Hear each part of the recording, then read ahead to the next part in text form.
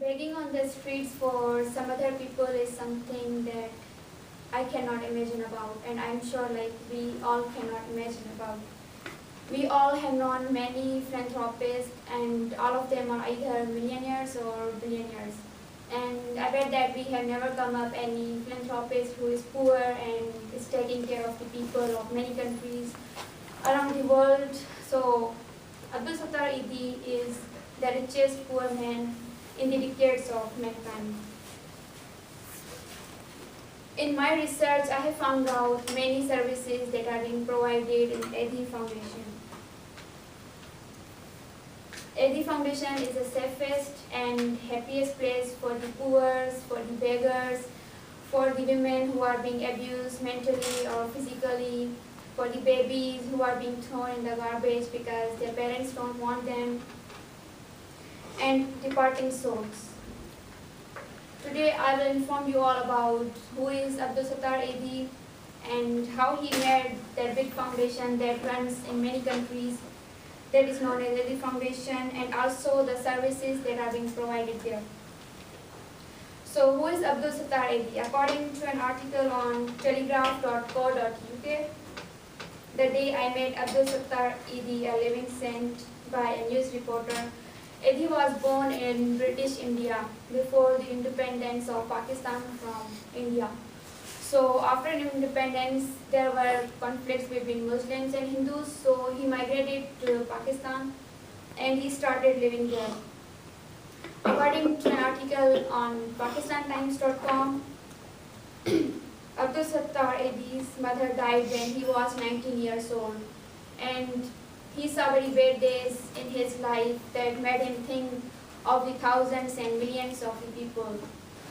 His mother was suffering and there was nobody who can take care of his mother and himself. So this led him to think about the people who are in the same shoes like he was. He said that he felt an urge to do welfare for the mankind because he observed the environment of Pakistan where he was living, and the bribery, the corruption and killing of the people was common. So he started setting the goals like how he has to do, and we come up with that big goal. So he started begging on the streets of Karachi. It's a city in Pakistan. According to an article, Abdul Sattar Edi Arbitrary on theguardians.com in 2010 by John Boone, Edi's charitable acts expanded in 1957 when Karachi was attacked by a disease.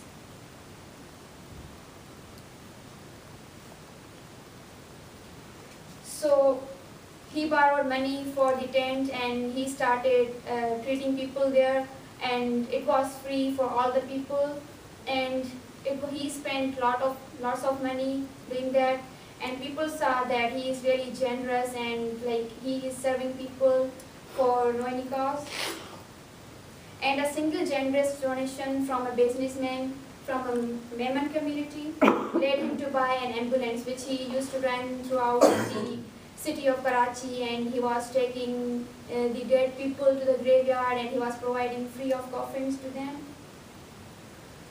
So in this way he came up with many things, many ideas, and he collected many money and he bought lots of ambulances and the other things that can benefit to the people in common.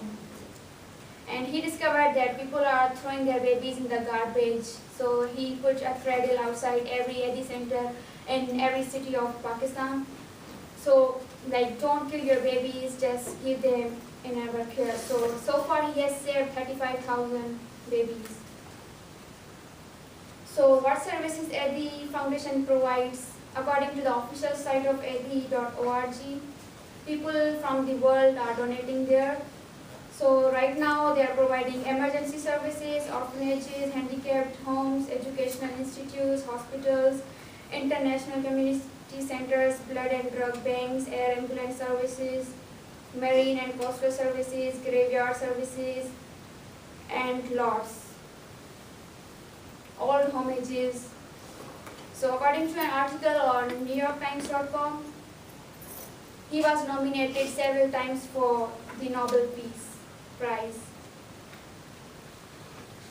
And Eddie Foundation has branches in many countries like Pakistan, USA, UK, Canada, and Nepal, Bangladesh, Japan, and they are thinking of making some other branches in India and some other countries. Eddie died on July 8, 2016, and his Eddie Foundation is being run by his wife and his adopted son. He adopted the son from the children and the babies that people throw away. So Eddie Foundation is serving people since 1951, and he is known as the Father Teresa of Pakistan. He did a lot for the poor people of Pakistan, and his services are unforgettable. During the last days of his life, the politicians and people came to him to go outside, to come to United States and get some treatment, he will be better, but I think he knew that he is going to die soon. So in his last days, he didn't want to leave Pakistan and he wanted to die in there. So his patriotism is unforgettable for the people. The whole Pakistan mourned when he was dead because he did a lot for the people, not only the people of Pakistan, for other countries too.